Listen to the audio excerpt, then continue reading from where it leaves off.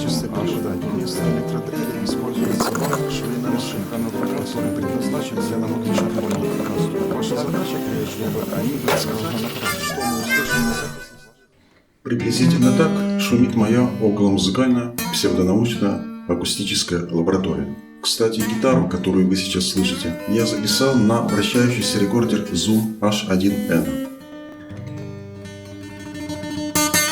Слышите перемещение гитары в пространстве? В этом ролике я дам ответы на мои шуточные загадки. Итак, первые две загадки похожи. Можете посмотреть их прямо сейчас по ссылкам в описании. А для ленивых привожу выдержку из второй загадки. Я наслаждаюсь тем, что сумел ввести в заблуждение большинство из вас своей шуточной задачей номер 1. Ссылку найдете в закрепленном комментарии. А в этом опыте в качестве привода вместо электродрели используется вал швейной машинки, который предназначен для намотки шпульки.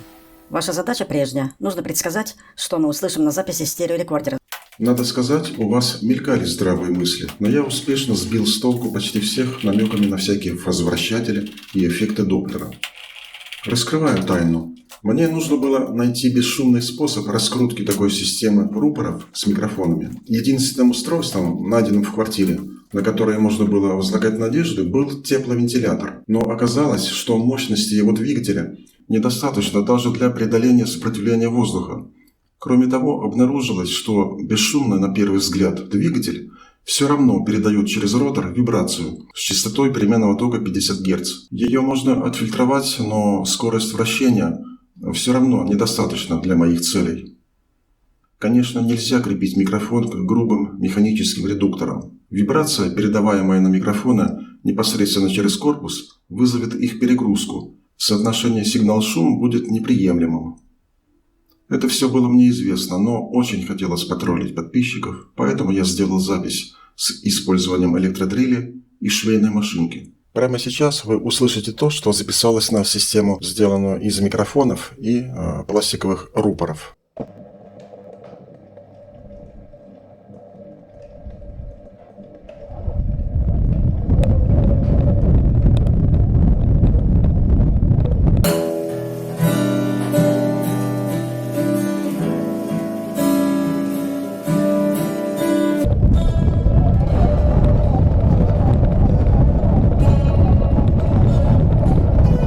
Вот здесь мы слышали сквозь шум редуктора модуляцию звука гитары.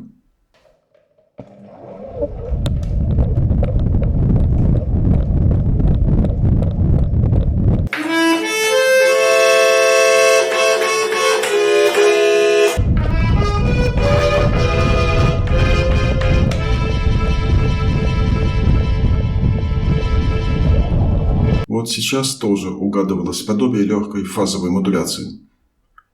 Обратите внимание, что кроме шума редуктора присутствует аэродинамический шум, или более романтично шум ветра на концах рупоров. И это тоже серьезная проблема.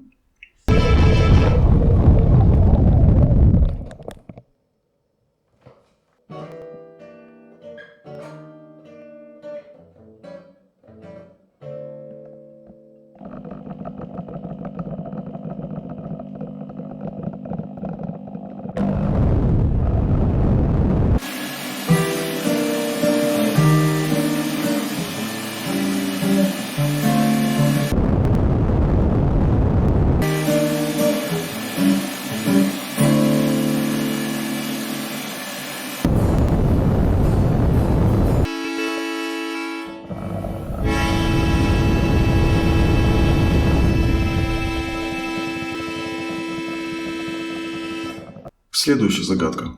Ссылку на нее найдете на экране и в описании. Принято считать, что человеческое ухо в состоянии уловить изменение звука по высоте примерно на 1/20 полутона. Я беру губную гармошку и извлекаю звук.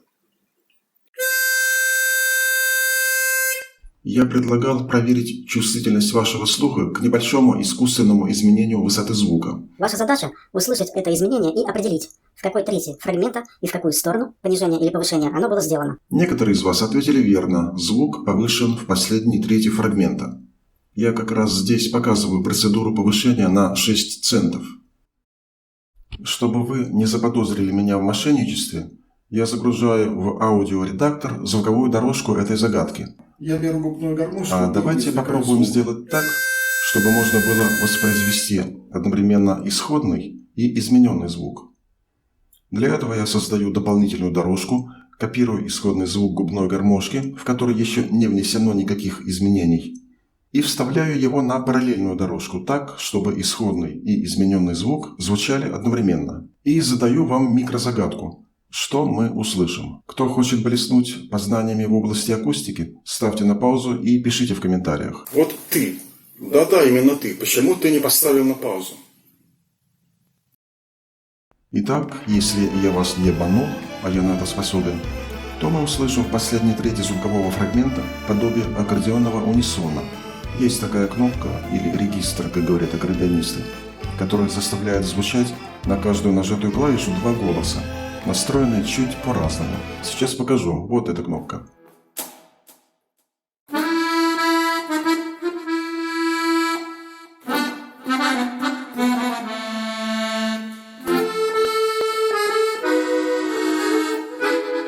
А теперь наш фрагмент. Услышали? Еще раз. Лично я слышу подобие аккордеонного унисонного разлива в последней трети. Такой способ позволяет выявить разницу очень близких между собой по высоте звуков. При этом не обязательно обладать выдающимися слуховыми способностями. И этим активно пользуются настройщики музыкальных инструментов. Ну а для тех, кому медведь все же на ухо наступил, есть способ попроще, прозванный в народе быстрым преобразованием Фурье. Иначе говоря, займемся спектральным анализом. Выделяем интересующий нас участок и смотрим пик основной частоты сначала на исходном фрагменте и запомним цифру. Теперь делаем то же самое на измененном участке. Видим разницу частот в несколько герц. Она примерно соответствует тем самым 6 центам по музыкальной шкале, что и требовалось показать недоверчивым.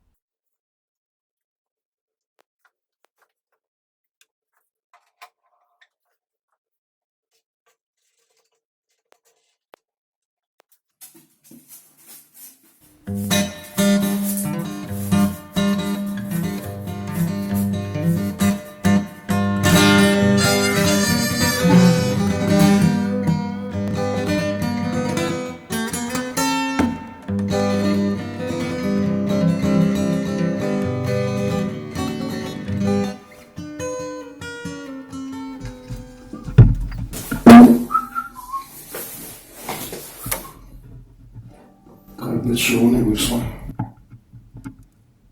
Вот сейчас начинается медленное вращение. Вращение ускоряется. Вот быстрое вращение.